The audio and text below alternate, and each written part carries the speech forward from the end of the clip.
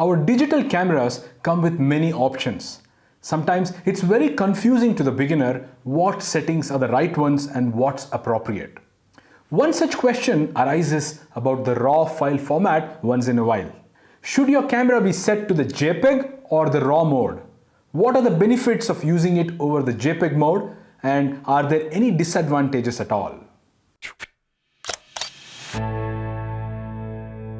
Hello everyone, I am Jayant Sharma, and in this video we call the Nugget. Let's debate about why photographers benefit when they capture photos in the RAW mode. It's almost an unwritten rule that RAW is the only way photographers capture shots. But before that, please make sure you are subscribed to this channel and you've also hit the bell icon to receive notifications and updates in the future. That way, when we have a new video, you don't miss it at all. Let me ask you a question. Do you shoot JPEG or RAW?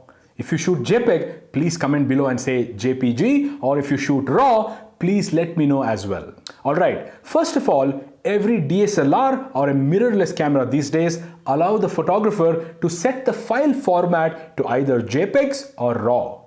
Some cameras also allow photographers to capture images in the TIFF format as well, but let's stick to JPEGs versus RAW and understand what the pros and cons are.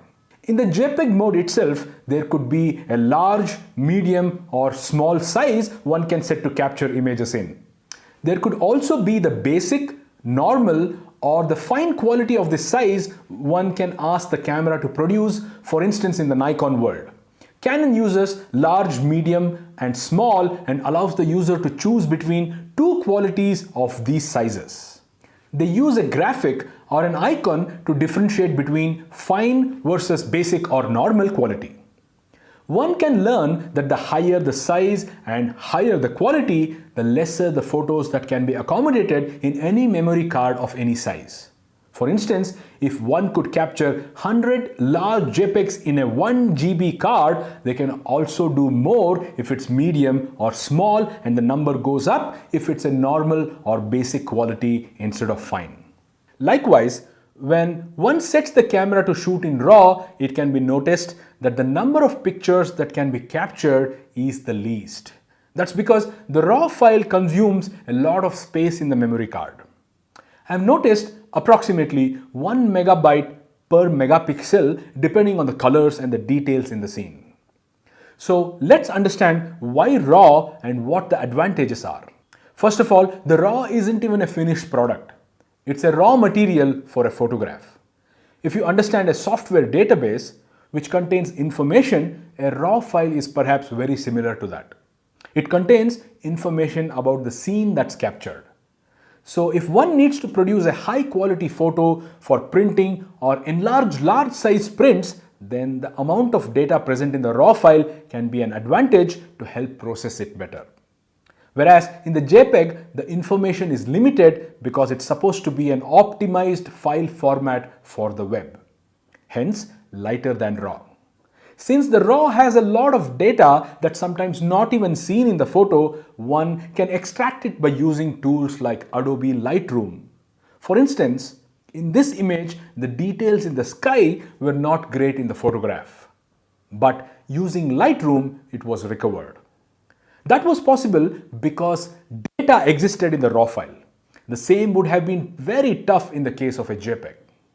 So we can say correcting dynamic range easily without compromising quality, and more importantly, using the lossless style of processing is possible, which means any number of times you process a RAW file, you don't lose quality.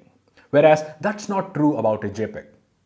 Talking about JPEGs, I've often heard beginner photographers who say this picture isn't edited. When they proudly show something, what they actually mean is that they didn't edit it, but the camera did. They're often surprised to know that if they didn't shoot in RAW because they don't like editing, doesn't mean the picture isn't edited. In fact, the camera uses its built-in processing algorithms and then saves the picture. So editing happens in the camera itself in the form of picture style and picture set. This depends on the brand of the camera. So if you have set the camera's picture style to landscape, every picture would be processed in a certain way that was defined in the landscape set, which usually contains brightness, saturation, sharpness, and contrast. There is no flexibility there to make different level of brightness or saturation to individual images. Instead, every picture would be processed the same way. That's not smart, right? So by choosing to shoot in RAW, photographers agree to be able to post-process images later. And every image is like a unique patient in a dispensary.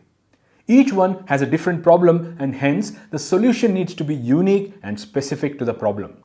I mean, if a photo lacks contrast, that's what is to be done in post-processing instead of using a preset process of changing saturation or brightness, for instance. That's also why a JPEG file coming out of the camera appears better than a RAW file, because that's a finished product and a RAW file is a raw material. Well, apart from the fact of consuming more space in the memory cards and sometimes slowing down the camera because there's more data to be written into the card, and also the fact that now every image needs processing as the camera isn't doing it for you, there's absolutely a lot of advantages of shooting RAW. If you're still shooting JPEGs, you may want to push your boundaries and embrace the RAW mode and explore the power that comes with it. If you need any help or guidance, please feel free to comment below or get in touch with me.